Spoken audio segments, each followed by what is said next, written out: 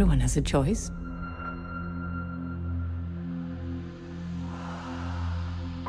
And every choice has a consequence. The Wheel of Time Season 2 has dropped the first 3 episodes. I'm here to talk about it, whether you like it or whether this is worth your time.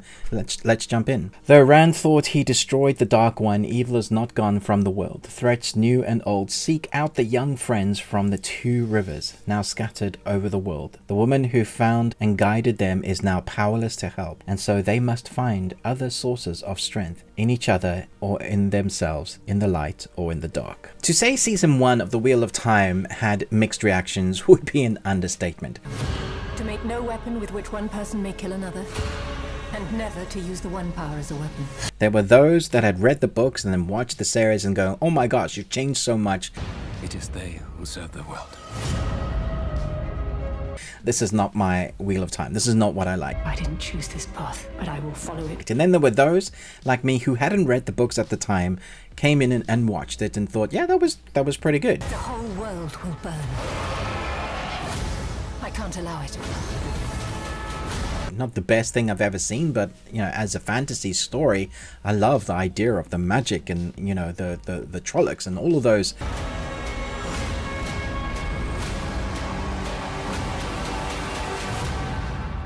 Kind of creatures that I haven't seen depicted quite like that. You get your versions of Game of Thrones, you get your versions of Lord of the Rings. Is it secret? Is it safe? Any kind of fantasy element, and your brain kind of puts it into place going, have I seen something quite like this? And then you have The Witcher and you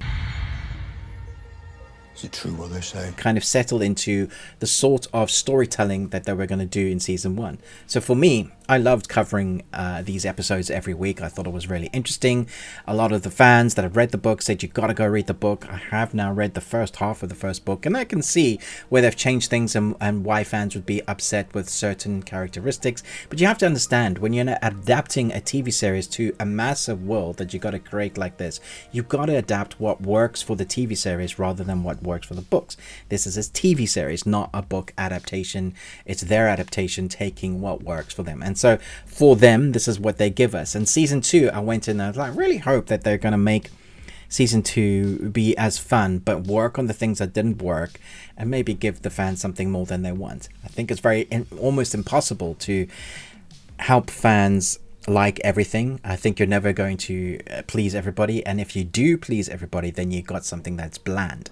Here, I think it's more of the same. However, I do feel like, and this is just my opinion from the first 3 episodes of Season 2, that this is paced better and is acted better because of how they're telling the story. Because they were setting up Season 1 that a lot of world building to do and characters to explain what's happening with how they do their magics, and the wheel tells all and kind of is that all-encompassing good and evil and is trying to balance everything out, and they're trying to explain all this lore stuff as well as balance out all those characters. So this time Season 2 doesn't need to do a lot of that. It just jumps in and kind of sets us up at a place where we're now understanding that our characters, where they started having power, where they started having a little bit of training, where you think with Moran that they would be able to kind of defeat the power and you think they won the day, kind of sets it out showing they're all over the place. Where the group was strong together, now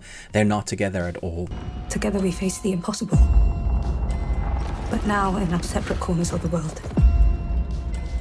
They're all going through their own difficulties and kind of training montages again. And again, we're learning a bit more about the world and the tower and what they do without the one person that was protecting them. What are they going to do and how are they going to survive? And so it really is so far a season of separate journeys.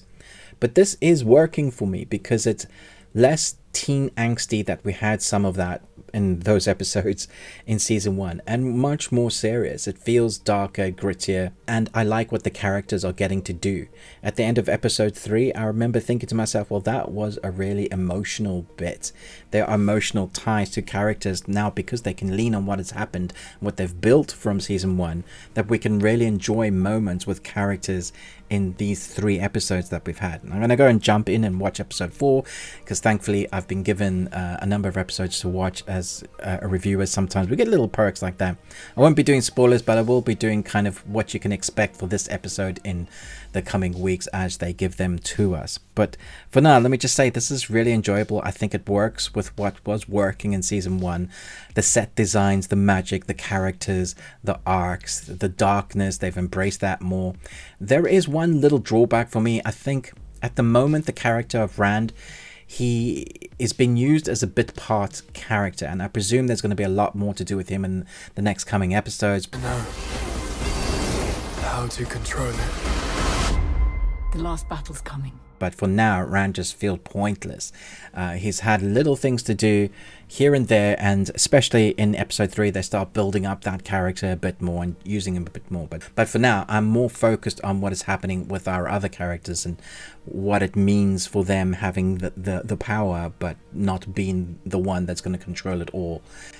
We obviously had that explanation as to what Rand is, but he can't come to terms with that, or is trying to. I like the idea that there isn't your good guy and bad guys, that what we thought was good and who we thought was good and who we thought was evil is starting to blur the edges of that. That makes for a much more compelling story. And here we have the understanding of there's good and bad people on either side. So you'll have those that use the power for their own benefit, those in the tower that have been under this rule where men are evil. Any men that got these powers are evil. But now we're coming into the understanding, well, maybe that might not be the case. And maybe the wheel has other ideas, and so we're starting to see where the threads of the story might be going. That for me is interesting. I hope they continue going that way. Black and white, good and evil, is a tried and old tested theme that works sometimes in a contained movie, but for a TV series you really can have multifaceted characters that are not just good but are human, experiencing issues that they go through in life, and that's what is showcased here. So we have a good score, we have great costumes, good CG, and much more in-depth, interesting characters so far. Definitely stick this on your list of things to watch. If you enjoyed season 1, I think you're going to enjoy season 2. If you weren't that much on board of season 1, you may want to give season 2 a go just to see if you think this is better. It took me a while to get back into the world in episode 1, but about midway point through episode 1, I was kind of there, understanding what's happened with the characters and how the storytelling was going to go forward. So let me know your thoughts and feelings down below. Thanks so much for watching, but most of all, until next time, remember, live long and Tuesday.